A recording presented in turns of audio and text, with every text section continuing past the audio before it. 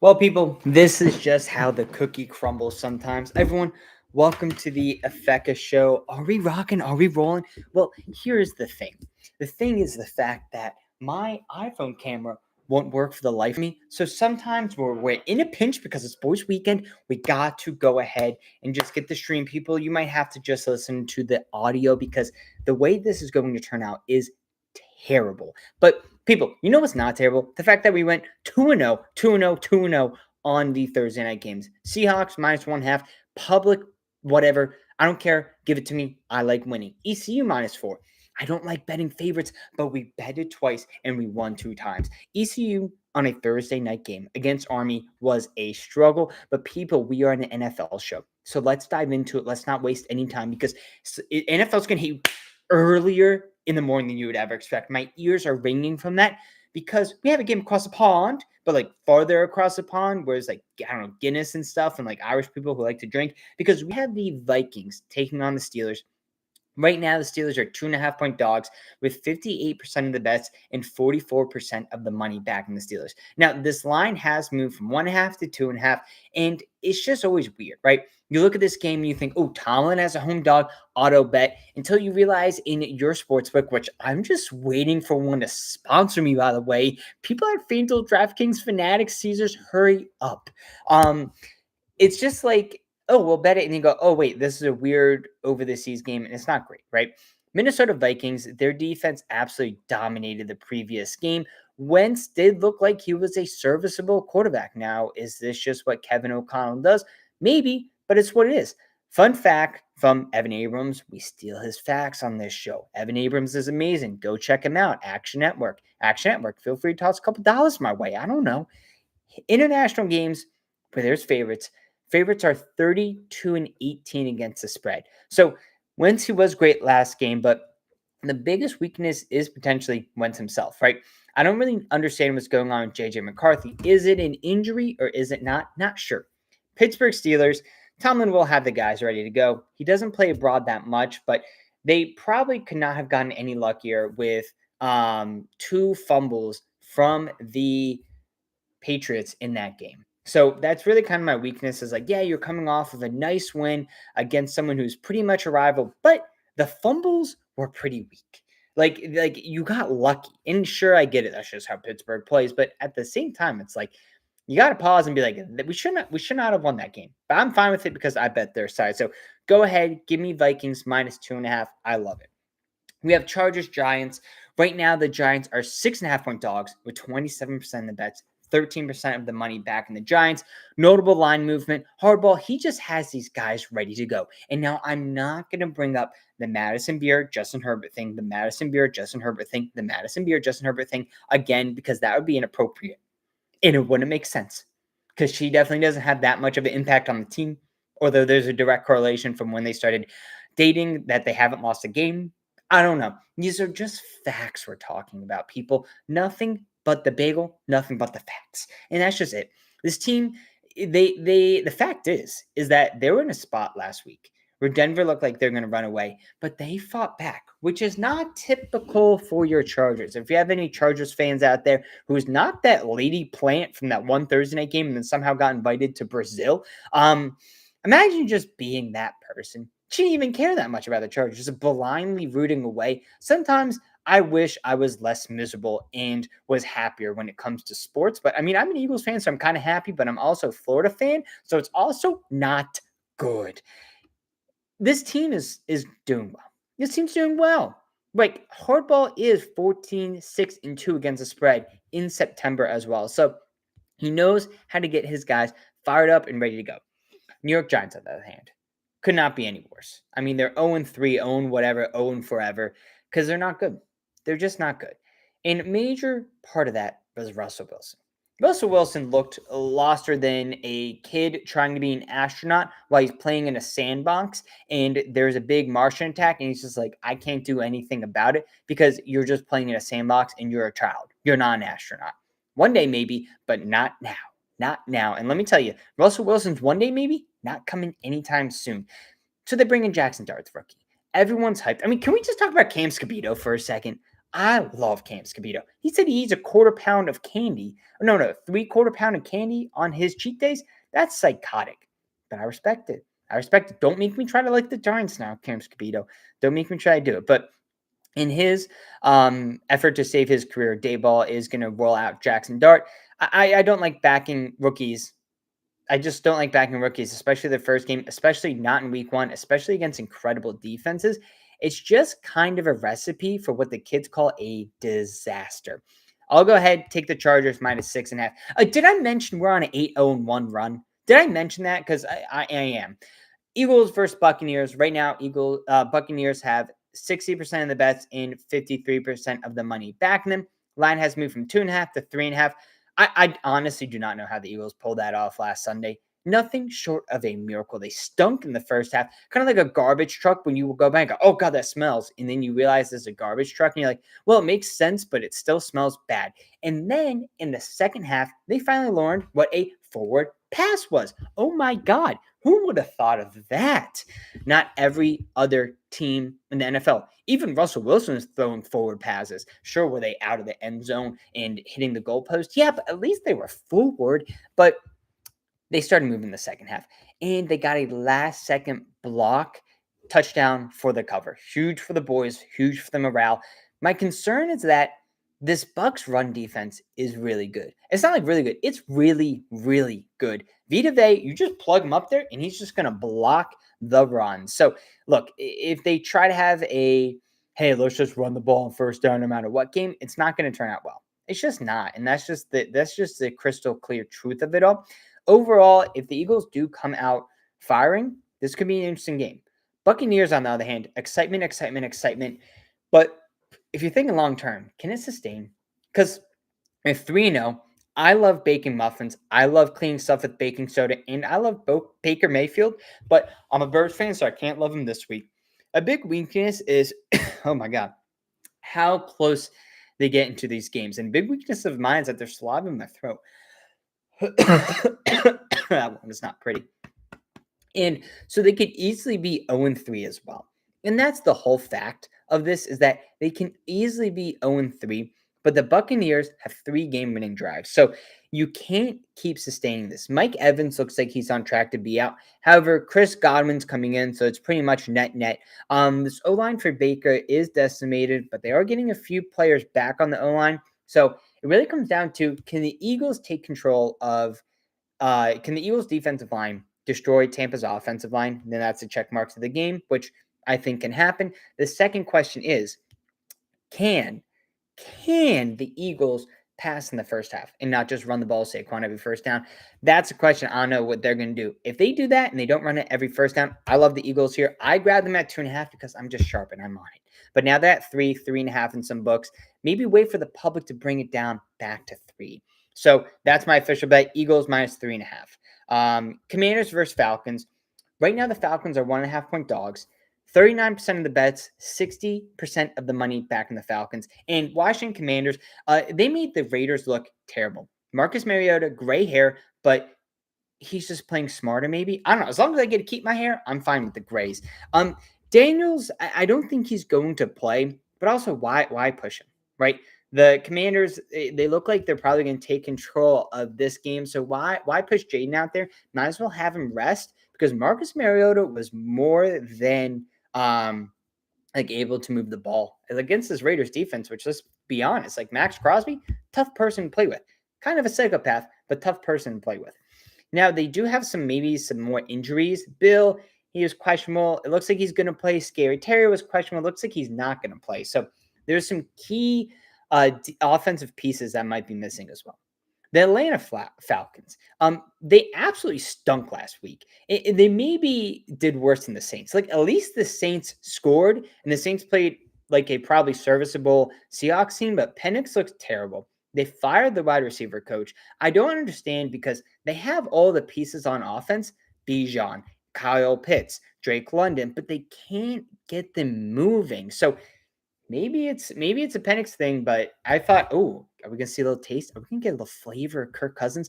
Apparently we're not. Apparently we're not going to get a flavor of Kirk Cousins. So it's going to be Michael Penix all the way. Be prepared for that. So shout out to Evan Abrams again. Since 2020, Teams that lost by 30 or more the week prior are 60% against the spread. I'm not huge into the trends. I like the trends. I'm not huge into them.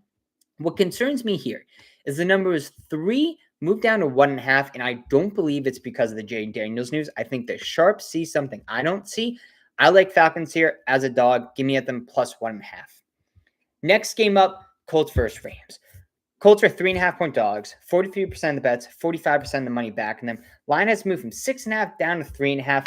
The Colts, I mean, is there a hotter team than the Colts right now? The answer is no, no, no, no. There were big plus odds heading into the season. AFC favorites from -300, it was like a plus blah, blah, blah, blah, blah, like 200, whatever, down to -300. All led by Indiana Jones himself, who, by the way, sickest name and probably can get any girl he wants in the horseshoe. Simple as that. And Jonathan Taylor, who, why does everyone keep thinking he sucks? I made a fantasy video being like, dude, pick Jonathan Taylor over Chase Brown, pick Jonathan Taylor over Chase Brown, pick Jonathan Taylor over Chase Brown. Everyone told me I was dumb. Look where we're at now. Sure, you probably couldn't factor in the Joe Burrow, but look where we're at now. And Jonathan Taylor, he's a workhorse. He just got injured that one season, so everyone just wrote him off. My concern with this game is regression. Regression. Not aggression, regression. They didn't punt in their first 2 games. I love Daniel Jones, but at some point, this magic has to come down. It's giving me Saints last year vibes. The difference is the Saints were running some weird like motions and stuff, and people didn't really understand how to stop Kamara. The Colts are just playing flat out good. That's the big difference. So be on the lookout on how Jonathan Taylor can rush against this Rams front, because last game for the Rams was an absolute gut wrencher. I mean, you're driving, you're doing so good. The Eagles come back second half, but you're set up to win the game and they block it, and it was just sad. What the Rams needed to do to win that game was go for it a little bit more, get 7s instead of 3s. You know, my stat best friend, Evan Abrams, said that since 2014, teams coming off a blowout loss of 14 points, winning cover 45% of their next games, including 33, 46, and 2 ATS. So what really happens there is like, we're up by 14. We end up losing the game. The morale is not good. I think the Colts are going to go on a roll here. I don't see the Rams coming back from this. Devontae Adams is now a little bit questionable. I love the Colts. Take them at plus 3.5 here. At plus 3, I have pause. Jacksonville 49ers game, people. Right now, the Jags, they're at plus 3.5. They have 45% of the bets and 39% of the money on this Niners team. The Jags played down in the competition. They're in such a grinding out game with the Texans, and honestly impressed that they pulled it off, because Trevor Lawrence keeps tossing the ball, but his receivers keep dropping the ball. That is not a recipe for success. They could easily be 3-0. They could easily be 1-2. They can easily be 0-3. BTJ did get going a little bit last weekend, not as much as you needed, but he got a catch to get him a ton of yardage, which they needed bad. The Jaguars, through the years, last 20, they don't play well on PST times. Now, look, this is a stat, right? They're 3-12 in those games. Also, they might just stink. Like most of the times, Jacksonville Jaguars are not good. So, look, is this a stat about them traveling? Maybe. Is this just a they're not good? Maybe, because the 49ers are 3-0. And they look like they're going to get Brock Purdy back. Both their receivers, however, are banged up. You lost Bosa. This team's more plagued with injuries, kind of how I'm plagued with late night snacking. I mean, why did the Reese's gods have to come out with a Reese's Oreo collab? That's just not good for my cholesterol at all. At all. And I couldn't tell if it was white chocolate or filling, and it started to make me upset. So I only had 1 cup, so at least I saved myself there. And the peanut butter Oreos were underwhelming. I mean, you're going to give me you're going to give me Reese's Oreo and have it just be single stuffed? No. I need it to be double stuffed. What type of psychopath goes, oh, can I have an Oreo? Oh, it's double stuffed. I don't want it. Like maybe the mega stuff, I can see where people are going, oh, it's too much. No.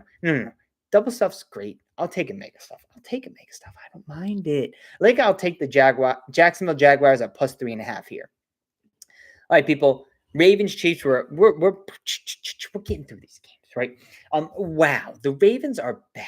And shout out to Stavi, because he's just making me laugh. And he had something where it's like, we just got to get the women of Baltimore blocking out there, because at least they know how to do something. They know how to get physical, and I respect that. So shout out to all the women in Baltimore. You do you, girls. You do you, girls. And he's hysterical, but he was upset. Why was he upset?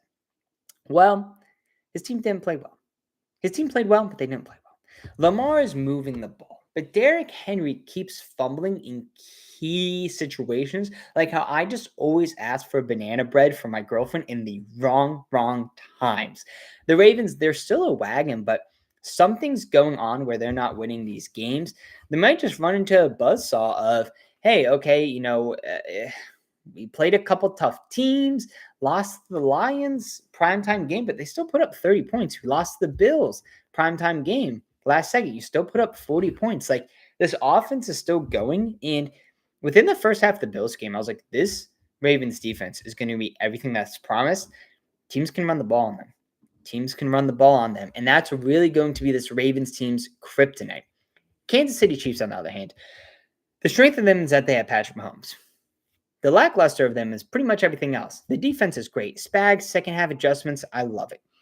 They don't have any receivers yet. They might have Xavier Worthy coming back, which is huge, but they don't have any receivers. Patrick Mahomes does own the Ravens. He's 5-1 straight up and 4-2 against the spread in his previous 6 games. I love the Chiefs here at home. Now, when they're home dogs, when they played the Eagles, it was 1.5. So it's like, sure, you're a home dog, but it's not really. 2.5 is a key number for this Chiefs team. Big time. Big time. So I think even upon kickoff, you're going to get it at 3. I'm taking them at 3 here. Give me the Chiefs plus 2.5 or better. Nighttime game. What we have going on is the Packers-Cowboys. Packers right now -7, 62% of the bets, 88% of the money. And the Green Bay Packers, they're on a roll. They know how to win games. Oh, wait, they don't, because the Browns beat them. Grinding out games, you're going to the Browns, dude. The Browns splits are going to be dangerous because they know how to win at home. You're in the elements. It's a tough grinding out. And if you're not ready to grind it out, you're not going to win. However, the Packers, they know how to air it out, and they go deep in the field. And I project Jordan Love to absolutely tear up this Cowboys secondary, like everyone else is, right? It's not a hot take. It's not like, ooh, I've seen something in analytics. It's just, wow, this Dallas Cowboys secondary is bad. Maybe even I can throw against them, and I can't throw a wiffle ball that well. Sure, I can have some curve on it, but doing the classic, hey, set up the chair for the strike zone, throw it in there. The Packers are probably going to be looking for a little bit of revenge. Oh, well, because they lost last weekend? Sure. Micah Parsons, though. I don't think he likes Dak Prescott. Maybe I'm going off a limb here. I feel like he's got disrespected by this Cowboys organization. I think he's now healthy enough to play his full snap count. He's going to do his very best to get a sack. Get a sack big time against Dak. Now, Dak, he is the type of quarterback where, look, you're 7-point dogs. The back door is always going to be open with these receivers. Well, receiver. Because Pickens is playing, however, CeeDee Lamb seems like he's going to be out. And this game scares me. The 7 is the key number there. If it stays at 7, people, if it stays at 7, I'm going to go ahead, back the Cowboys. No. Screw the Cowboys. I'm taking the Packers here. If you can get them at 6.5, give me the Packers. If it moves to 7.5, you have to take the boys in this spot. I hate to say it. 7, and give me Packers for the push. Why not? Okay, people. We're at the time where we are going to go through our teas of the week. And so this is pretty much where people just like to make fun of me. But I'm 8-1 in my last 9. 8-1 in my last 9. So what we are going to do here is I love to tease up a couple of these games right here. So first game we're teasing is the Falcons flip to favorites. Hold up. Falcons are 1.5-point favorites. I mean, give me them at 1.5-point favorites. We're not adding them in our teaser, though. I do love to tease down the lines in this spot. I actually like them straight up at -9.5 as well. Teasing down to 3.5. No, it's not 6 points, 5-point teaser. Teasing down to 4.5. I think they're going to destroy the Browns on their home turf. And then in addition to that, give me the Colts, tease them up to 9 as well.